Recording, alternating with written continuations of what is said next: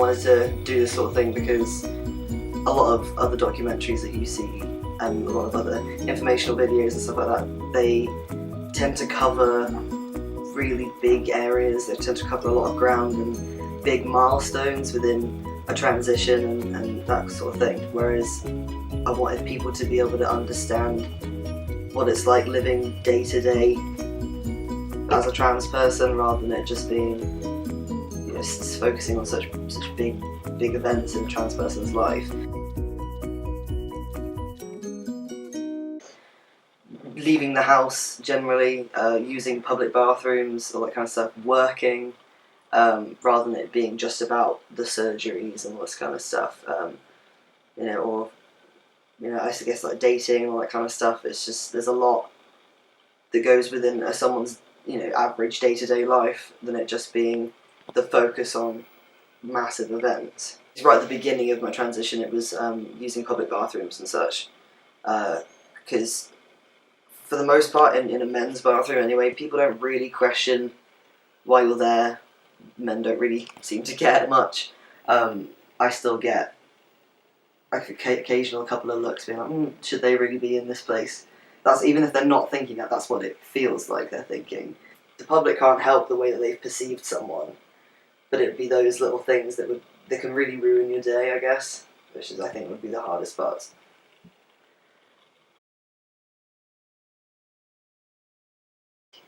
For a lot of trans people, it's a really sore subject, especially if they always wanted their own kids.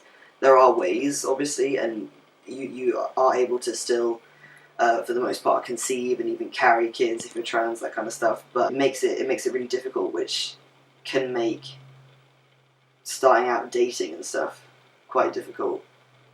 Because if someone has that planned in their future and they've never really considered that they may have to do it any other way, it makes that conversation a really difficult sort of approach. I changed my name from my dead name to K, first of all, because I wanted something more neutral and something that wasn't my birth name. Sort of fast forward 6-7 months and I changed it again, but I now haven't got the money to like update my passport, or, you know, I don't want to have to go through the stress of going to the bank again. So it's difficult when you haven't necessarily settled on a true name for yourself. I had to take to publicly shaming a bank on Twitter to have my name changed with them. And even then they said that it was only a one-off. It was to avoid further distress, which ended up causing more distress anyway, because it shouldn't have to be a one-off. I shouldn't have to enrol my DPOL if I don't want to. I changed it on Facebook before I'd actually told anybody to start calling me that, and people just kind of made the switch automatically, which was like amazing to see, especially all my friends and stuff. They found it quite easy, because it was right at the beginning of my transition, my medical transition.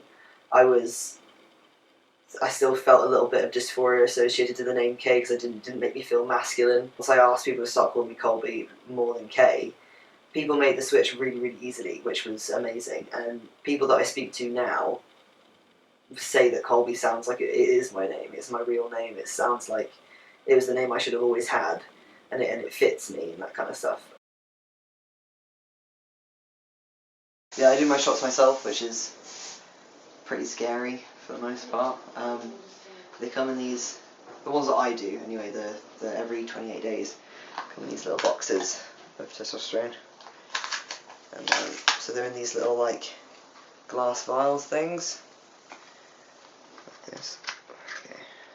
Sorry. All this like really scary looking equipment and such. It's all sterile and stuff. I get it from like a medical website, so you know it's safe.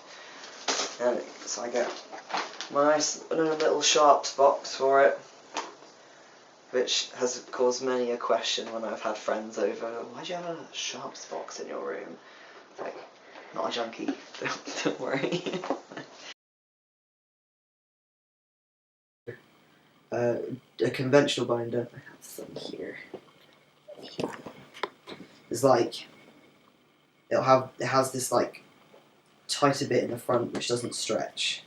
This bit here, which is what goes across your chest, and then it's looser in the back, so you can still breathe for the most part anyway.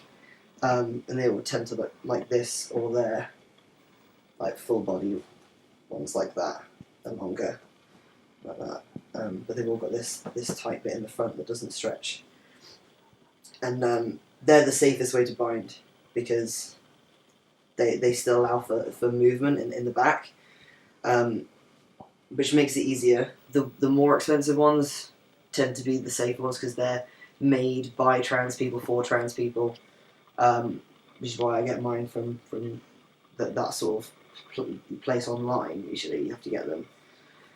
People can't afford that, so they end up binding in really unsafe ways, like bandages. Because if you imagine, it's like wearing a corset essentially, but further up. And you know how like a corset can change your bone structure. The same can happen with a binder if you wear it too much for too long, or if it's too tight, that kind of thing. It can affect your ability to even have surgeries, which is difficult. But a lot of people, because of their dysphoria, it's so bad they feel that they have to bind to the maximum that they can, which sometimes means they'll wear 2 binders at once, or they'll bind with something else and then put a binder on, or they'll bind with bandaging or tape or anything like that, which is definitely not recommended. It's incredibly unsafe. I think a lot of trans people suffer from both within themselves and from wider society, from the idea that they have to be hyper masculine or hyper feminine or like hyper androgynous, because it's sort of ingrained into you as a kid that boys do things a certain way, girls do things a certain way, or dress a certain way. I sort of am lucky in the sense that I'm sort of mixed in the middle. I'll wear makeup if I want to, I'll paint my nails or something, but I don't have this need to be hyper masculine or particularly feminine. I don't really care either way. I'll wear what I want.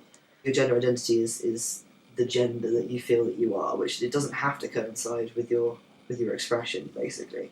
The gym, I find that it's really difficult because I go first thing in the morning when my hair's not done, it looks awful, I've just woken up. I'm wearing gym clothes because they're not styled to sort of fit my body in the way that I would like them to necessarily, because all I'm doing is exercising. But I don't feel able to go into a men's changing room for the gym. But I also know that I definitely wouldn't pass as female at the moment to go into a women's one.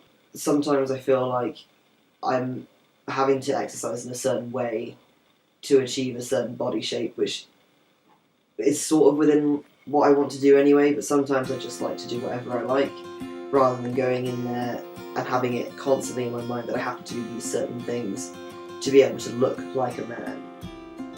Because that's the whole issue. It's like, it doesn't matter what you look like. If you're a man, you look like a man. But it's all this internalised hyper-masculinity, toxic masculinity, and internalised transphobia.